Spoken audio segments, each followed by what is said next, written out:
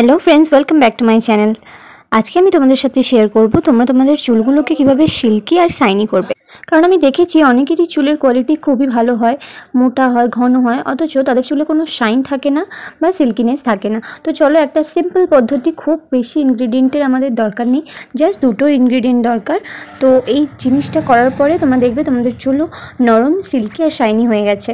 তো দেরি না করে ভিডিওটা শুরু করা যাক। তোমরা যে শাইনটা দেখতেই পাচ্ছ, এটা আমি একবারই ইউজ করে তোমাদেরকে দেখাচ্ছি। এটা জাস্ট অসম। চলো তোমাদেরকে দেখাই। তো প্রথমে একটা গ্যাসে আমি বাটি বসিয়ে দিয়েছি, এর উপরে আমি 2 কাপ মতন জল দিয়ে দিলাম। এই জলের মধ্যে আমি দেব 3 থেকে 4 বড় চামচ চালের গুঁড়ো। চালের গুঁড়ো যদি না থেকে থাকে, চালকে গুঁড়িও ব্যবহার করা যেতে পারে।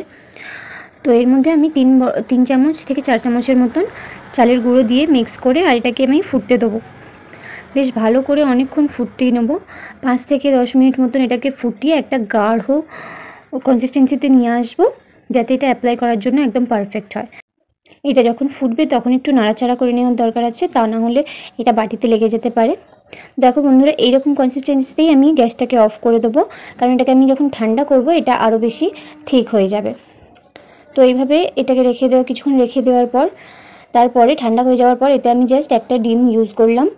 ডিমের যাদের প্রবলেম আছে তারা কিন্তু এটা ইউজ করতে পারবে না, কারণ এর মধ্যে মেন ইনগ্রিডিয়েন্ট এই দুটোই, চালের গুঁড়ো এবং ডিম এবং কুসুম সমেত আমি এটাকে ইউজ করতে বলবো, কারণ কুসুমটাই আমাদের চুলকে নারিশ করতে সাহায্য করে। দেখো গাইস, আমি লাগিয়েও ফেলেছি আমার মাথায়, সেই ভিডিও ক্লিপটা আমি ডিলিট করে ফেলেছি ভুল করে। তো দেখো, তোমরা ছোটো ছোটো সেকশন নিয়ে চুলের মধ্যে ভালো করে অ্যাপ্লাই করে নিও।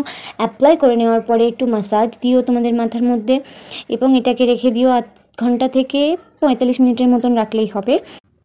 তারপর যে যা শ্যাম্পু ইউজ করো সেই শ্যাম্পু দিয়ে ভালো করে চুলটাকে ওয়াশ করে নিও। একবারে যদি না হয় 2বার ওয়াশ করো। তারপরে কন্ডিশনারটা অবশ্যই ব্যবহার করো। শ্যাম্পু করার সময় আমি বলবো শ্যাম্পুটাকে মাখার পরেই সঙ্গে সঙ্গে ধুয়ে কেউ ফেলবে না। শ্যাম্পু করার নিয়ম হচ্ছে, শ্যাম্পুটা তোমরা মাথায় মেখে কমসে কম 3 মিনিট মাথার মধ্যে রাখবে, তারপর শ্যাম্পুটাকে ধোবে এবং তারপর কন্ডিশনার অ্যাপ্লাই করবে। কন্ডিশনারটাও অ্যাটলিস্ট 1 মিনিট বা এর থেকে একটু বেশি, 1.5 মিনিট 2 মিনিট মতন রাখার পরে তোমরা চুলটাকে রেঞ্জ করবে। তারপরে তোমরা ফলাফল নিজেই দেখতে পাবে, চুল খুবই স্মুথ আর সিল্কি হয়ে যাবে।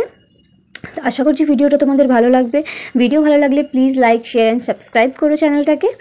সো আজকের মতন টাটা, ভালো থেকো সবাই।